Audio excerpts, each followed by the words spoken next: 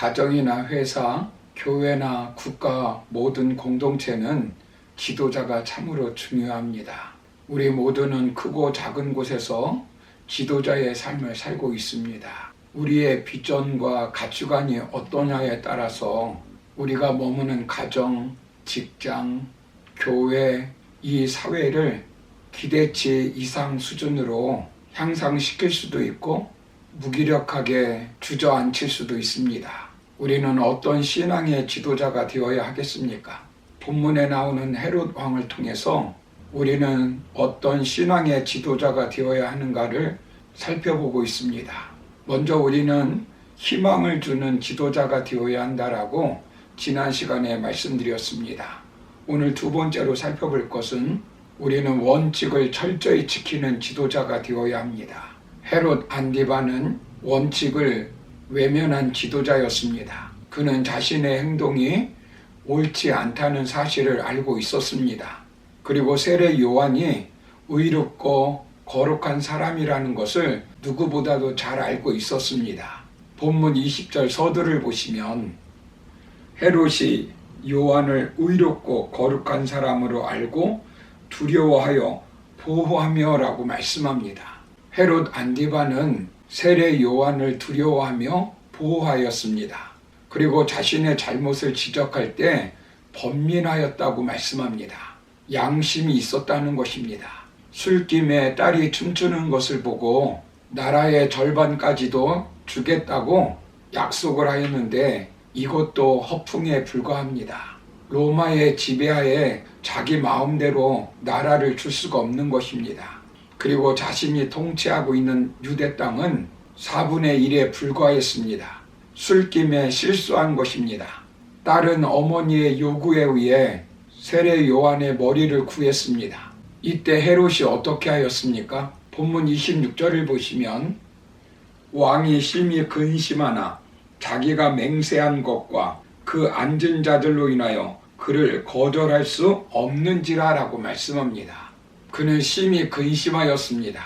양심의 소리가 들려온 것입니다. 진실의 소리가 마음 깊은 곳에서 들려온 것입니다. 이때 멈추어야 했습니다. 그 양심의 소리에 하나님의 소리에 잘못된 길에서 돌이키면 희망이 있습니다. 그러나 그는 우유부단하였습니다. 양심의 소리, 진실의 소리를 듣지 않고 정부의 말에 귀를 기울였습니다. 원칙을 알고 있으면서도 진실하게 실행하지 못하였습니다. 술 먹고 허풍 떤 자기 맹세에 귀를 기울였습니다. 아부하는 자기 신하들의 체면에 귀를 기울였습니다. 그리고 결국 원칙을 무시하고 세례 요한을 참수하고 말았습니다. 그는 당시 백성들이 절대적으로 따르고 지지했던 세례 요한을 죽임으로 밀란이 일어날까 두려워하였습니다. 만약 민중들이 폭동을 일으키면 자신의 권력을 잃을 수도 있었습니다. 로마는 각 지역의 통치자들이 그 맡은 지역을 소요 없이 통치하기를 원했는데 소요가 있으면 책임 추궁을 당하기 때문입니다.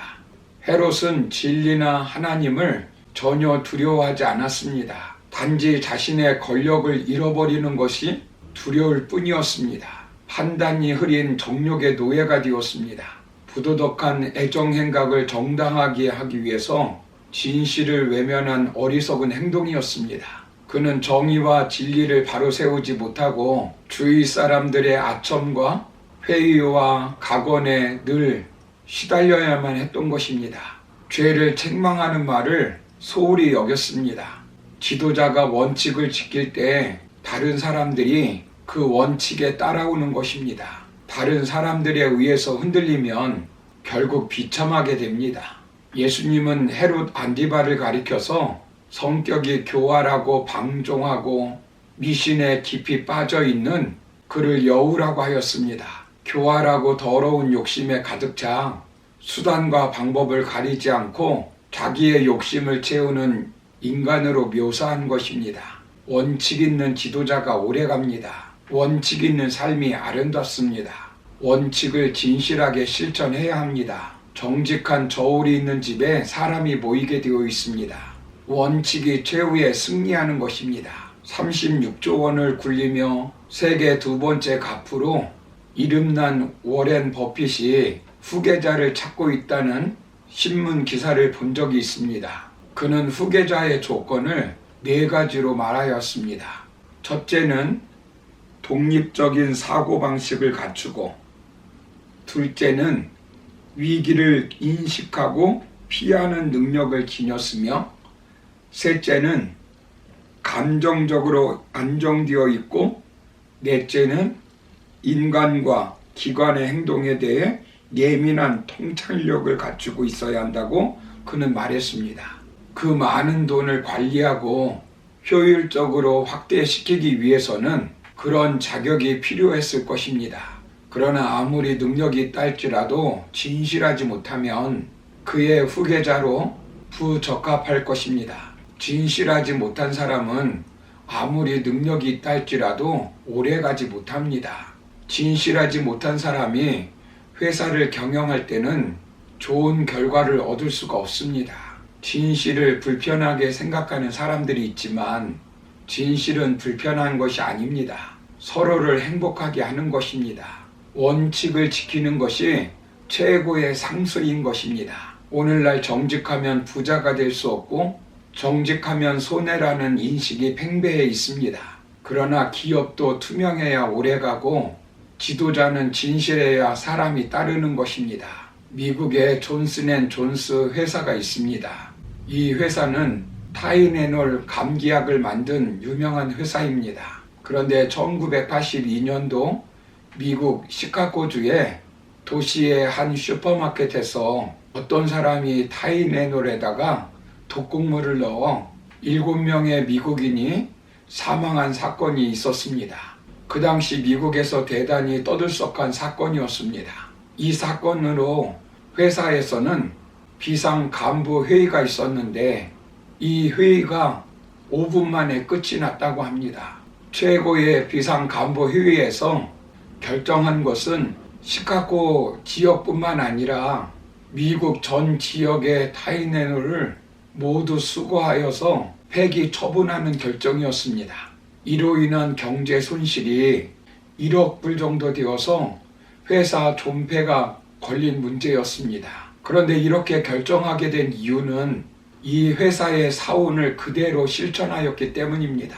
존슨앤존스의 회사의 사원은 고객을 먼저 생각하자, 고객의 안전과 위생을 최우선으로라는 것이었습니다. 사랑하는 성도 여러분, 회사가 어려움을 당했을 때 진실하게 사원을 지킨다는 것이 쉽지는 않았을 것입니다. 그러나 고객을 먼저 생각하자는 사원대로 실천하였기 때문에 고객으로부터 신뢰를 얻어 지금은 대기업이 되었습니다. 하나님은 진실한 리더를 쓰십니다. 원칙을 지키는 리더를 쓰십니다. 모세, 여호수아, 다윗, 바울 등을 사용하였습니다. 원칙을 지키지 않고 진실하지 못한 리더라면 진실하게 만들어서 사용하십니다. 잠언서 12장 22절을 보시면 거짓 입술은 여호와께 미움을 받아도 진실이 행하는 자는 그의 기뻐하심을 받느니라 라고 말씀합니다. 그러므로 거짓과 부패가 만연한 이 시대에 하나님을 믿는 저와 여러분들이 원칙을 지키고 진실한 삶을 살아감으로 우리 주위에 선한 영향력을 끼치며 살아가는 지도자의 삶을 살아가기를 주님의 이름으로 축원합니다. 감사합니다.